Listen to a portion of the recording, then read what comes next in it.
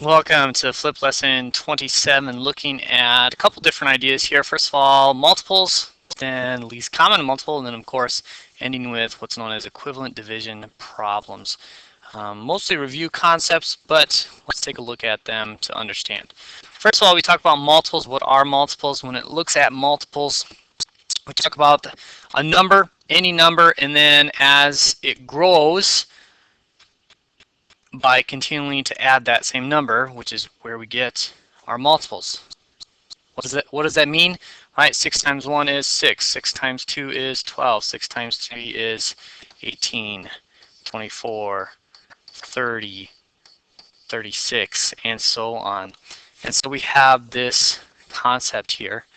All right, and I can do the same thing with 8. I can say 8, 16, 24, 32, 40, and it continues on also. Now, by looking at my multiples, I can understand that when comparing two of them, I can see that there are some similarities. Right? As I start to plug things in, I notice that both of them have a 24. And eventually I'm going to get to a point where it's 6 times 8, which is of course 48, or on this side 8 times 6, which is 48. And so there are more common multiples than what is visible right here. But what we can pull away from this is what's known as the LCM, or the least common multiple.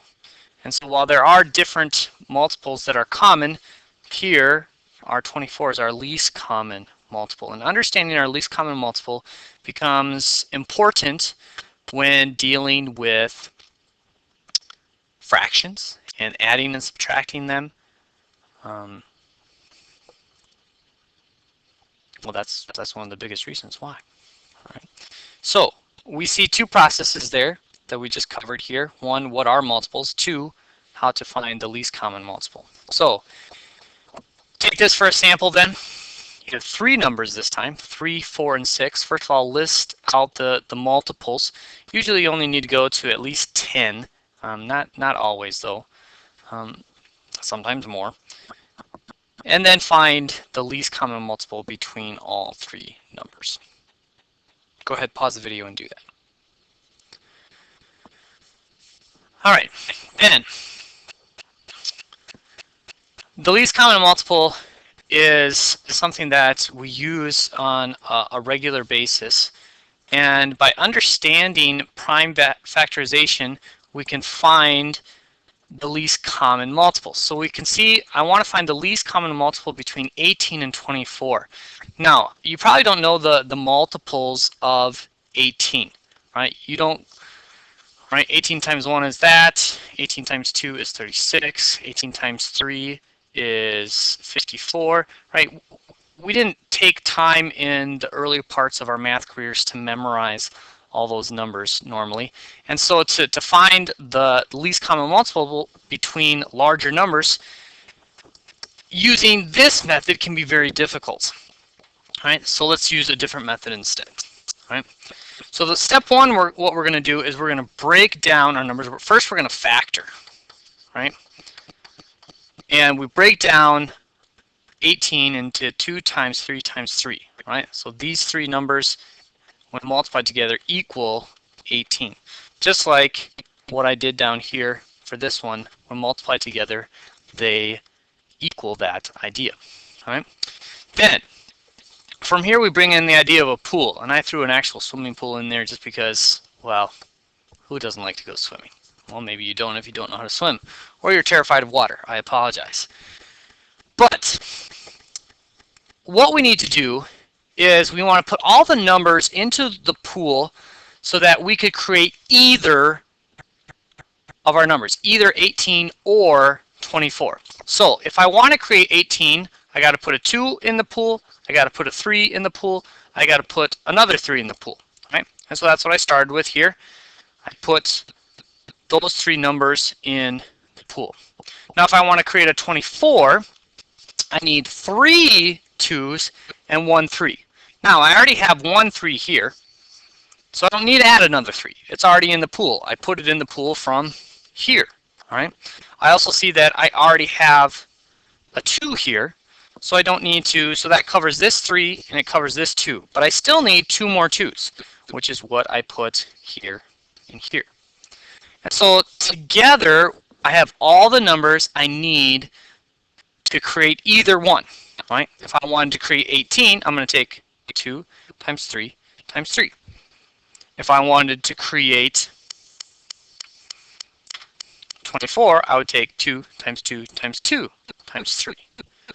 And so we're sharing these numbers together, and we're working with these numbers together to be able to understand that if all of these numbers together in the pool, I can come up with either 18 or 24.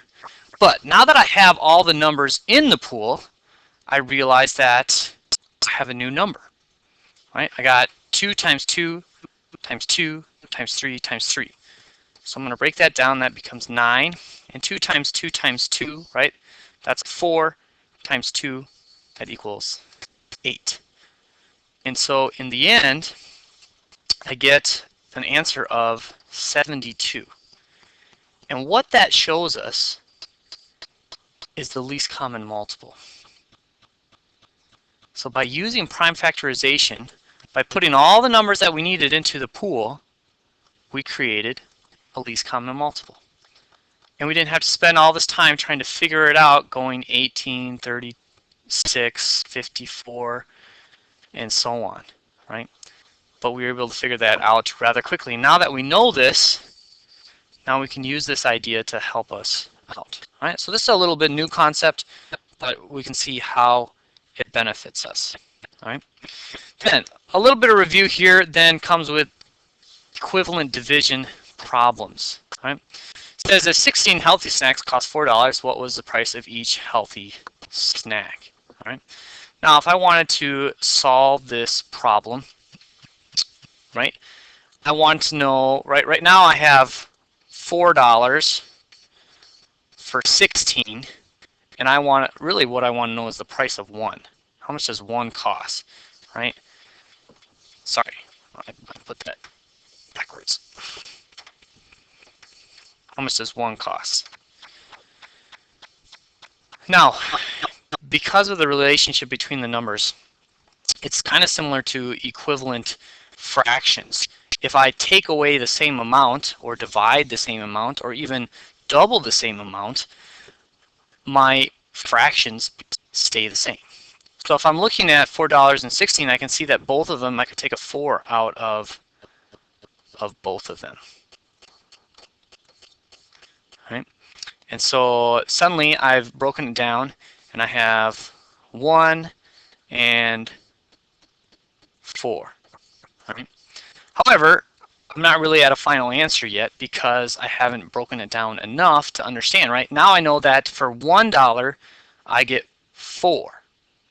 But now I can take this relationship further because I know that $1, right, can be broken into quarters, which we see right here, right? And I know that that's 25 cents. And so I can break that down and understand that by doing this, I am able to solve my answer. So instead of taking 4 and dividing by 16, which I would end up getting an answer of 25 cents, right? We could throw in our decimal here and add as many zeros as we would need to get that response, right? 16 into that number is not as easy as quickly reducing it down into a fraction that is very easily understood. That is a form of an equivalent division problems. Right? Now, for these two, I want you to think about ways, what's the relationship between them that you could use to make the problem easier. All right? Sometimes you have to multiply and make the numbers bigger. Sometimes you're going to divide them to make the numbers smaller. But both processes are going to get you to an equivalent state that is going to make the problem easier to do. Right. We'll discuss this more as we go through it in class. All right, there's your samples. That's lesson 27.